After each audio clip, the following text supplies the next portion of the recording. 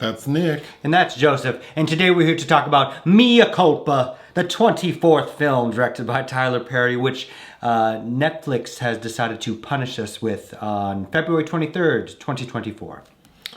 Of course, we know Tyler Perry, and we reviewed his last few Netflix movies, right? That good old classic of Fall from Grace, the last Madea film, and Jazzman's Blues. What is Mea Culpa about? It follows an ambitious criminal defense attorney that, in her aspiration to be named partner, takes on the case of an artist accused of murdering his girlfriend. That doesn't feel very accurate. Anyway, what's your pull quote? The good news is Tyler Perry has embraced AI as a writing tool. The bad news is his latest attempt at a schlocky erotic thriller is so offensively stupid, he should be forced to issue a formal mea culpa. Mine. Anyone who has watched more than 3 episodes of Dateline and had sex more than twice could write a better erotic thriller. Yeah, I mean, I can't pretend I'm surprised I thought the story was horrible, but yeah. When we first saw the ads for this, I thought it looked like the film, within a film in Robert Altman's The Player, is it Habeas Corpus? With That's right. Julia Roberts and Bruce Willis within The Player. That's right. Let's start with some positives. Do you have any about this film? No. You don't have any? I hated every moment of this film. I have 3. Kelly Rowland looks great, as she always does. Yeah, but I feel like that is outside I'm trying to stick with positives. So I think Kelly Rowland looks great. That's no credit to Tyler Perry. I think that the soundtrack has some nice cuts. The score is questionable at times, but the soundtrack I liked. Also, there's a character named Renee, played by Angela Robinson, who could be my cousin, I guess. And I thought she was probably the most interesting character in the movie, as a gallery owner we'll get to. She's mostly known as a stage actor. Those are 3 positives. Yeah, okay, so Isaac Hayes on the soundtrack. Yeah. But other than that, we just finished it, and my head is still spinning from how, I can't even say the plot has holes. It just feels like... It's one big shotgun wound. Our worst movie of 2023 was The Unseen, and mainly because of the script. I think this movie's script is on par with that. It is so dumb. Talking about the passages of dialogue. Okay. These aren't humans. This is going to be a long video, I can tell. Okay, I'm going to try to tell the basic story and then we can fill in the gaps. Sure. I'm going to approach it like this. It's about a district attorney in Chicago. Named Mia. No, a district attorney. Oh, sorry, yeah. It's about a district attorney in Chicago who finds out his wife is having an affair with this famous artist played by Trevante Rhodes, whose character's name is Zyair. But not spelled like the country. No. So, to get revenge, this is where all the confusion comes from, but somehow sets up Zyair for murder. And we need to get to it because it doesn't make any sense to me how this happened. But the DA sets up Zyair for murder. Zyair secures the DA's sister-in-law, played by Kelly Rowland, whose name is Mia Harper. Mia. When they said... the opening of the film is Mia in couples therapy with her husband, Cal. And when I heard that her character's name is Mia, M-E-A... But that spelling, too. It's kind of like how he commandeered Madea. Yeah. So then the bulk of the movie is this sort of... Because there's a conflict of interest that she's the defense attorney for this murder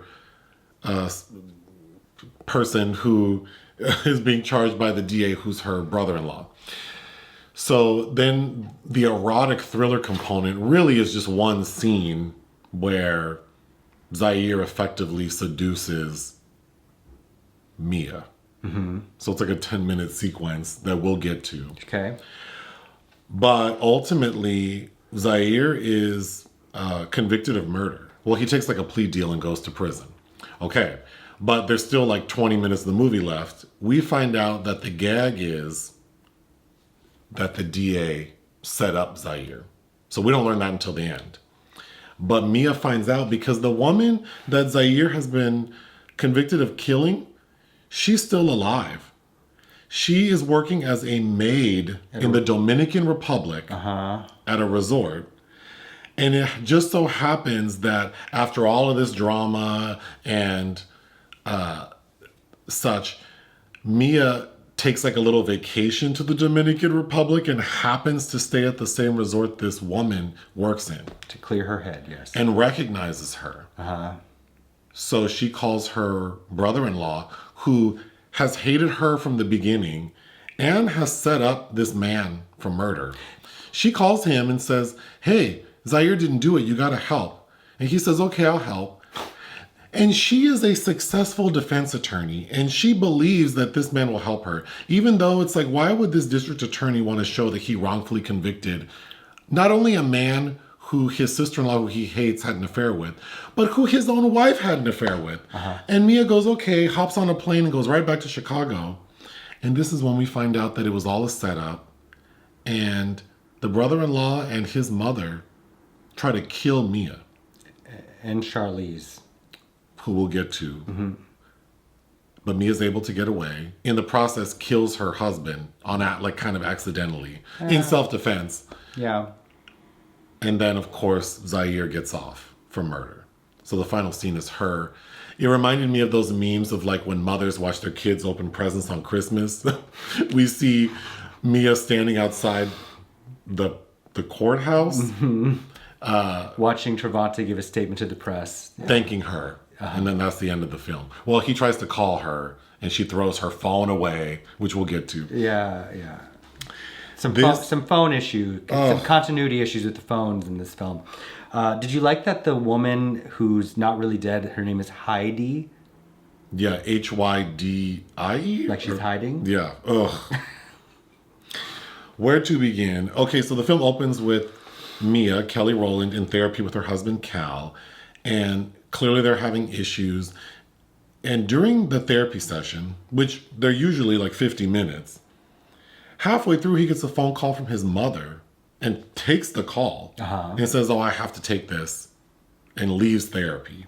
So then if it's not any more clear, their relationship is on the rocks. But has the excuse of this behavior is that the mother is dying. She has cancer, not unlike the mother in the room's level of cancer, though. And he can't possibly wait to celebrate her birthday. He has to leave the appointment 20 minutes early. Let's continue talking about the mom, because I haven't hated a character. This white lady, Azalia, played by Kerry O'Malley. Oh, I hated her. I hated her. And at first I was going to talk about her bad wigs, because her wig, that lace in the part where her lace is crunchy as hell. But then we find out she has cancer. I'm like, okay, let me calm down. But then we find out she's faking cancer to set up all this murderous shit. So then the hair is just bad. But I understand that like she's a villain and she's faking all this, but I can't say that the character's written effectively. She's just like, like what a way to just make the audience hate somebody. Well, and then Cal and Ray, I think are played by real life brothers, Sean and Nick Sagar. So Ray is the DA. So Ray, his brother, and the mother together are vile. The mother is so disrespectful to Mea. The exposition of the familial unit is unveiled in the therapy session when Kelly Rowland has to say, and my best friend, who is my sister-in-law. Well, oh God, there's so much. This dialogue is terrible. It's really bad. It's so clunky. Oh, it's terrible. So we find out that Mia's best friend is her brother-in-law's wife. So like kind of her sister-in-law. And the two brothers and the mother are so abusive emotionally. They're so disrespectful. The mother, I just can't imagine Kelly Rowland's character, Mea, tolerating this mother being so disrespectful to her, especially so Mia's mad at her husband, and I think they're in the couples therapy primarily because she caught her husband holding hands with a woman. A childhood best friend named Jenna. So there's that happening. But he also has lost his job, won't tell his family that he's lost his job. And he's allegedly an anesthesiologist. Who a medical doctor. Was addicted to his own juice. Like, don't know what he was taking. Like, propofol, what was he doing? But now he's in rehab. The writing of this is also terrible. Did he lose his license? Because they live in a big city and he's a medical doctor. Like, he should be able to find work. They're making it seem like he's down and out. And for a long time. It needed to be explained like he lost his license or it's been restricted for a year. But then first of all, Kelly Rowland's fashions are top notch. She looks like money. They live in a beautiful house. Her office makes it seem like she is a top tier defense attorney. Yeah, and her husband is not helping with the automobiles. Literally. Literally. Well, the car note, the house note, whatever. It's like, are they having financial trouble? We see him just loafing about, like playing video games. With Jenna, virtually. Oh, it's so stupid. It's very bad. And then the birthday party they have to attend for the mother, there's a to-do about this watch that he's bought her. And Kelly Rowland's like, how did you afford this? And he goes, I sold your piano. And then immediately says, well, I'll buy you another piano. But she didn't... Fool, if you could buy another piano, then you would have need to sell it. But she didn't notice the piano missing. That part. Then it's modern time, I would assume, based on some of the cars we see in the phones. But then he's driving like a early 2000s, like E-Class Mercedes. I thought that was weird. And then because she drives a classic, like an early 80s SL Mercedes, which that makes sense for her. Mm-hmm. But I don't know. This film just seems like someone who doesn't understand how the law works, someone who doesn't understand what erotic means. Yes. What sexy means. Mm-hmm. Also, but besides always speculating that Tyler Perry is a homosexual, if you remove that, he just seems asexual. Uh-huh. So it seems so odd that he would think that he's qualified, because he's not. This does not translate as sexy in any way. None of what it aims besides two attractive people having sex. Yeah, but that's not sexy, and none of what it's aiming for it's successful in. But that's something it seems the world has tolerated from Tyler Perry since Jump, so why not? So when Zyair goes to meet Mea, when Trevante goes to meet Kelly Rowland, he just tells her immediately, like, coffee makes me crazy. I didn't kill my girlfriend. That was also very much like something from The Room. Like, I didn't hit her. I didn't hit. Oh, hi, Mark. That is that level of. I didn't hit her. I did not. I wrote down that this reminded me of The Hills Have Eyes. That one character who's like, baby's fat. You fat. You fat and juicy. That's how he talks. Trevante. Yeah, I like sex. And Trevante, I think, is a talented actor. I really liked him in the Mike Tyson and in series. Moonlight. And in Moonlight. And I need to watch an interview with him trying to explain this movie, because I know he knew this shit was some bullshit when he was reciting it. Kelly Rowland, I like her on screen. She's beautiful. I think she did the best she could with what she was given. It's just embarrassing. I think in Kelly's own words, it's complicated. It always is. Oh, my God. Did you notice the name of the judge? Oh, yeah, but say it. Mavro Broden. Tyler, come on. Judge Mavro Broden. I don't know how you think white people get their names. What kind of a name is that? So, at a point when Cal, Mia's husband, realizes that she's going to represent this suspected murderer, he starts yelling at her in the kitchen. Like... He grabs the file. He grabs her. You're not representing him. And one of the better parts of the movie is Mea gets up and says... Well, first she walks away and grabs a bunch of envelopes. Mm-hmm. And she starts throwing the bills at him and says, pick one. If you could pay any of these bills, then you can tell me what to do. And I thought that was the only part of this movie that kind of made me think, like, okay. That was kind of like one of those memes, like, your dick isn't big enough to raise your voice like that. Right. Then, after that scene, then all of a sudden when Mea gets home from a long day of work, the family is at their place. Mm-hmm. And they never come over for dinner like that. And it's the mom and the brother. I thought that scene was terrible. They're like, Mom just had chemo today, but she wanted to make you dinner. Yeah. Who wants to cook after chemo? The defense team, so it's team is questionable. I don't think she has a team. No, because it's a super high profile murder trial, but it's just Kelly Rowland. She has an assistant, this little white boy, but he's not helping her with anything really. And she's just talking to Trevante on her own. But she does employ, well, I don't even know. There's this character named Jimmy. Jimmy is also exists in a world of Tyler Perry's own creation because I don't know how he fits into this legal team. He's a PI, but he also reads body language and he better than experts. And he's like a psychic, maybe. And he's also his relationship with Mea is like that of a brother. I hated the writing of this team because when they are every time they're with Trevante, Zyair, they are treating him like a criminal. Mm-hmm. Yeah. And I just needed a scene where they explain to him, like, we're being aggressive with you because this is how it's going to be in the trial. And we need to make sure that you know what to say and we need to get the truth. I hated that Jimmy character. Well, yes, he's poorly written. Yeah. Then he keeps saying, they keep referencing that because Zyair says, oh, this girl who was murdered, like, I didn't kill her. I barely knew her. She wanted me to go to Mexico to meet her family. But they keep talking about Mexico, but they don't say where in Mexico. And then when Jimmy finally ends up in Mexico, this fool even says that... Kelly Rowland's like, how's Mexico? And he goes, oh, Mexico is the same everywhere. What?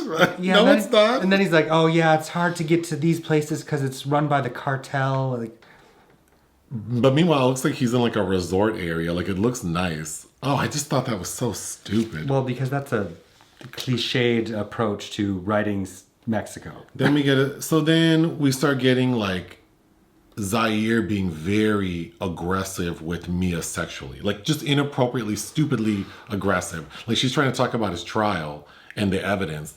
And he's like, do you find me attractive? I know you do, but you don't want to act on it. And at one point, she's pushing him like, well, we talked to other women and they said you're rough with sex. And listening to Kelly Rowland recite Tyler Perry's like dialogue of like bondage and like kinky sex was so uncomfortable. I would liken it to like going to your mom's place and like looking for a pan and you find her vibrator. That's how I felt. Like, it was so uncomfortable. Or watching 50 Shades of Grey. But at one point, Zyair's like, yes, I do love sex. Yes, I've done wild shit, but I've never hurt anybody. And he says it so flat. Mm-hmm. Like, does Tyler think that's like... He also questions brooding? her when she's trying to put him off about... Doesn't he say, why do you need boundaries? Sir. There could be a drinking game every time someone mentions Mexico. There could also be a drinking game every time someone refers to the paparazzi. Because we keep getting told that Zyair's being chased by the paps. Because he's this famous... He's this famous, like painter. Allegedly, but then he also is saying, like it's intimated that maybe he's doing this so that he killed his girlfriend so his paintings will be worth more, and that she had a $3 million life insurance policy, so maybe that's why he did it. Almost like Basic Instincts, like why would I write about a murderer and commit that same murder? Right. One of Kelly Rowland's initial confrontations of him when she visits his apartment for the first time, and she has scenes from the murder and she's trying to ascertain like where the blood was dripping through. There was so much blood it dripped down into the neighbor's unit. And she keeps talking about the skull fragments that were in one of the paintings. And she says the blood type and the DNA matched Heidi's. Well, yeah. I'm telling you. Wouldn't they both? I don't think Tyler Perry's listened to or watched an episode of Dateline. The blood type and DNA. Like a fourth grader could write better, like, criminal shit than this. Mm-hmm. Ugh. That elevator, though, that freight elevator type thing, that reminded me of all those... It's a staple in all those 90s. Early 90s adult thrillers like Kim Basinger in Final Analysis or Goldie Hawn in Deceived. There could also be a drinking game every time Mea confronts Zyair about him smoking weed. Yeah. Isn't weed legal, though? That's like Tyler Perry talking about VD in the Why Did I Get Married, the first film. Like, this is anachronistic. There's a different lingo. Well, speaking of VD, so then the erotic thriller component. So then it's like everything's building up to Mea and Zyair having sex. And what precipitates it, well, he keeps trying, and at a point when she's at his apartment or loft, a very nice loft, we're gonna get to a sex scene, like at a point, he tries to have sex with her, and then another woman comes in named Kerry, who looks like she's high. She goes, I'm Kerry, I live next door. I'm the neighbor. He goes, you don't need to talk to her, she's leaving. Yeah. What? But then when she leaves the loft, that's when Jimmy calls her and sends her a text message of a photograph of Mia's husband walking into a hotel room with Jenna, his childhood friend who he was holding hands with. So then, of course, Mia's like, I knew he was cheating on me. So then she goes back to... Because he also says she's there right now with him in room 417. But he's now nowhere near that location, so I don't know how he has that picture in real time. But he also says it to her like, I thought you knew. How would she know if you didn't tell her? And then if you didn't tell her, how the hell did you get that picture? Well, yeah. That drove me crazy. Yeah, so that drives her back into the arms of Trevante, who is having sex with this woman who is questionable, how she it looks there. He like pushes her away, and then Kelly starts making out with him, and then she stops. And she stops like, oh, I can't possibly do this. And so then he goes, here, let's go. And then they go for a motorcycle ride. Like Miguel and Mariah. So like, yeah.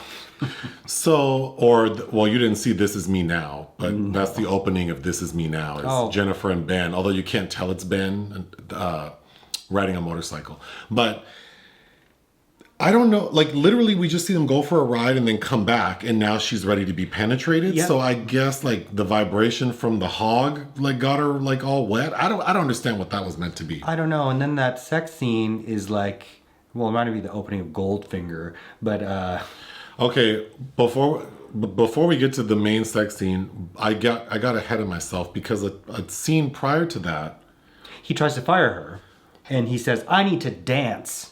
And then we see that in his loft building, which I don't know how big it, I mean, we find out he has a neighbor because I assumed it was just his building. In the, like downstairs of the building, there's a full-on like nightclub and sex club. Yeah. So there are all these people down there having sex. Like, but in a way that would seem like it's like Berghain in Berlin. Like it's just revolving door all day. Like, what does this? Are there hours? Let's get to the actual the one sex scene between Mea and Zyair. I was so uncomfortable. First of all, because Zair's a painter in this loft, so he has supplies everywhere. He starts rubbing gold paint on her, and you know, my first thought was, please don't get it in the wig. Or then, other crevices. But then he starts pouring it on her, and then they're tossing around on like the tarp. And then we see him thrusting into her a little bit, and then they're done. Yeah. And that's it. But that's what we waited for. That's the part. And then he gives her a bath. She does show boob, Kelly Rowland does. We don't see any areola. So I guess that feels safe. I mean, she shows just as much boob in some of her stage costumes. Sure, but that's interesting because when Kerry dismounts him, he covers up his junk. But why would you do that if you're trying to have sex? I mean, I'm sure this was TVMA, like on Netflix, but it's just like, this felt so tame. You mean adolescent. It felt so tame. I thought the most risque part of the movie actually was Zyair and Mea riding that motorcycle without helmets. Yeah. That had me the most stressed out. Reckless.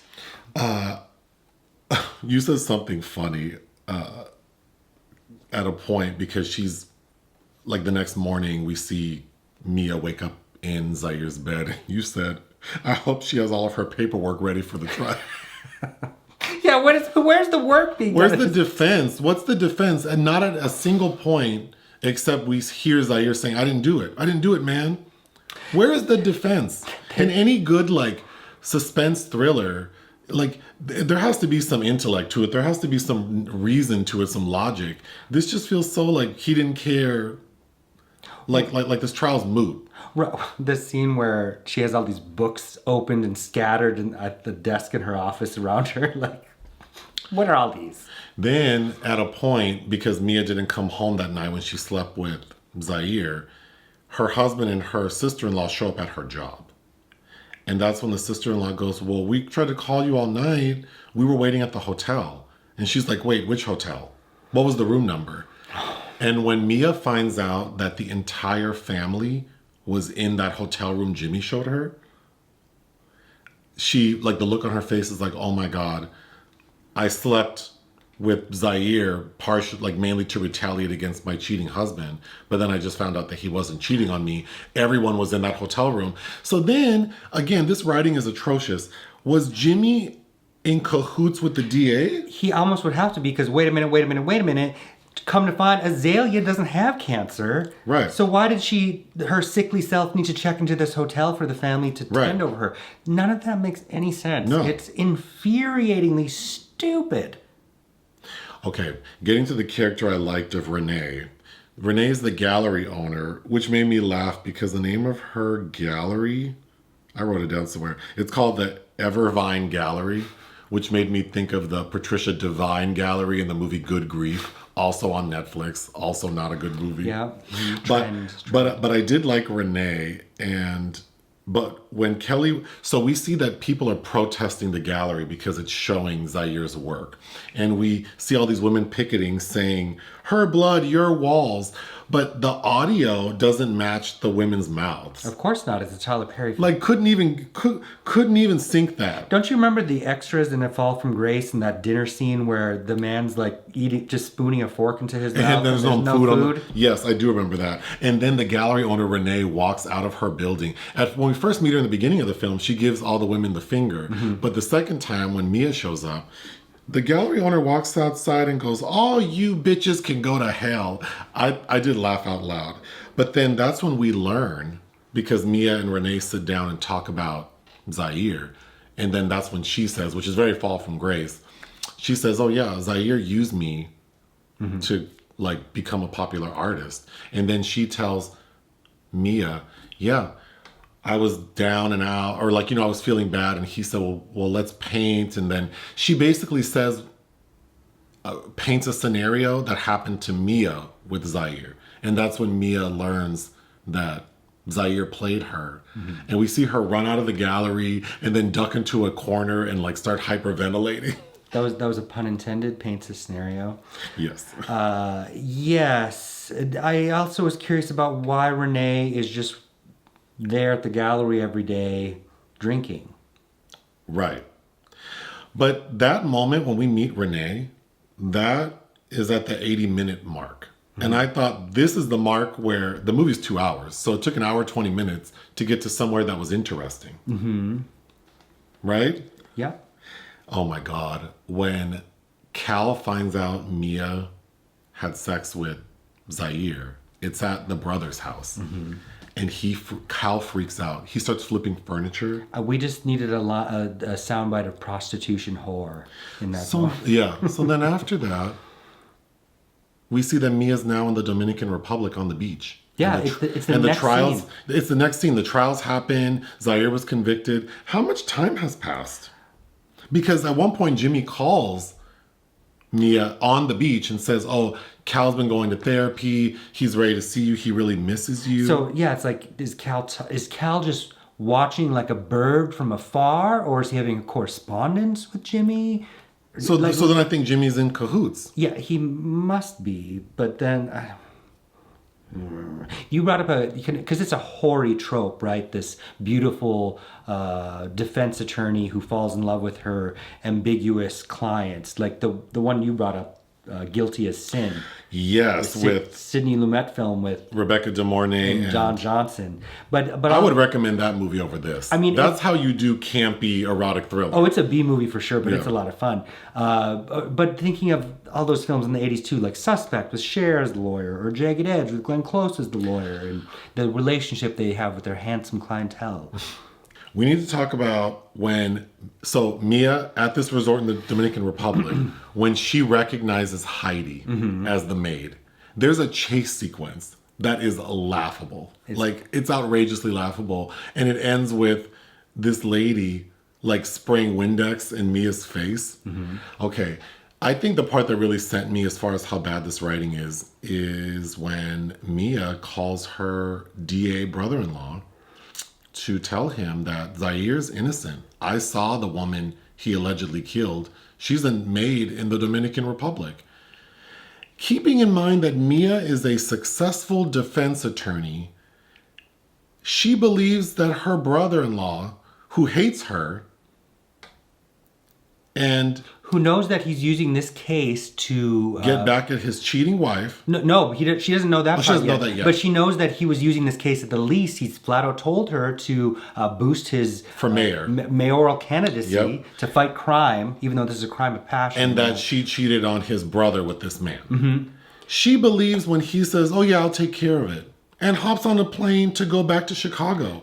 Why would this awful human being of a brother-in-law admit to wrongfully convicting someone when we know that he's running for mayor? The last scene she shared with them at the house was they called her a rotted bitch and told her to get out of it. Like, why? And she goes directly there. She goes right there. So her dumbass goes right back to their house wearing some really strange, clunky snakeskin shoes. And then that's when she learns that the mother-in-law doesn't have cancer. So Jimmy makes another phone call and says, check your email. And she gasps. So we don't quite know yet. But in that moment, Azalia, the mother, says, "I've just had chemo and I'm weak. Will you walk me over to the counter 5 feet away?" As a ruse so she can knock Kelly's phone out of her hand and stomp on it, basically, to break it. She's like, "Oops, I broke your phone." There's no reaction from Kelly Rowland. Okay, I'm confused though. I'm confused because if the email said your mother-in-law doesn't have cancer, then why does Mea immediately go open a closet to see that they have the portrait with Charlise's painting on it? What, like, so did the email say your mother-in-law doesn't have cancer and your sister-in-law had sex with Zyair? She only had time to look at one email. She didn't have time to go through Gmail. So in the closet of the brother's house, there's a scene where when after Kelly Rowland talks to Renee, and she says like, "Yeah, he painted my portrait." That's when Kelly above the bed, and then that's what Zyair did for Kelly Rowland. She runs back to the loft and starts peeling layers off of the portrait. Kind of like on your license plate with the tabs. tag. So then she peels it back and then she sees other women. She sees Renee, and then she finally gets to Heidi, the dead woman. And we see that Zyair has painted "Die Bitch, You Ruined My Life." But he would have painted that well before. But there are a lot of women she has to peel back. Didn't she just get murdered? I'm so confused with that. How did he have time to do all these other... It just makes no sense. Well, like anything. Nothing about this makes... Well, because it's not clever. Like, I understand that's a red herring, and I understand, like... But it's just not sophisticated enough to make any sense. But so she lets this white woman who she knows doesn't have cancer, which she's known for about 10 seconds now, but she lets her fool her into breaking her phone. Then she tells her brother-in-law to read his email, which is how we learn that it says that she doesn't have cancer. Then the final fight scene, because during that scene, that's when the mother tries to stab, like, they try to get Charlise to stab Kelly Rowland, and they all start fighting. At one point, the DA brother-in-law has a gun. But what confused me is, in the beginning of the film, we see Kelly Rowland and Charlise go take like fighting classes, like for fitness. And obviously Kelly Rowland couldn't be more fit. We even see her running at a point. But then in the fight scene, they don't really like showcase the fact that she can fight. No. So what was the point? No, but in their not only are there knives and a gun, they also try to drug her.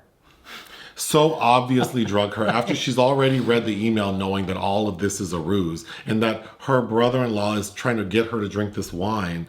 And she's just standing there like, no big deal. But we're still not sure if her husband Cal is also involved and knows about the mom not having cancer. But then we find out he is. So he's driving. She gets away, Mea, and is running, flailing down the road. And Cal comes up and gets in the car, and they're driving. She can't have run that far, mind you. Mea escapes the house, and yeah. She's run maybe a couple hundred yards at that. They are driving for miles. Yeah, they're in the car for miles before they have an accident that ends up killing Cal. But we're supposed to believe that he is bringing her back to the house. It's like, you would have passed that a long time ago. So this video is too long. This movie's garbage. It is garbage. garbage. It is literal garbage. Kelly looks great. Yeah, she does, but... What would you... I mean, this is certainly going in my worst of 2024. And I mean, I guess she has more to do than in that other terrible Netflix film she did about where she played the stepmother to that girl, Curse of Bridge Hollow or something. Do you remember that? Oh, sure, yeah. I would give this 0.5 out of 5. Yeah, same. It's terrible. Anything else? No. Join us on Patreon and listen to our podcast. Bye.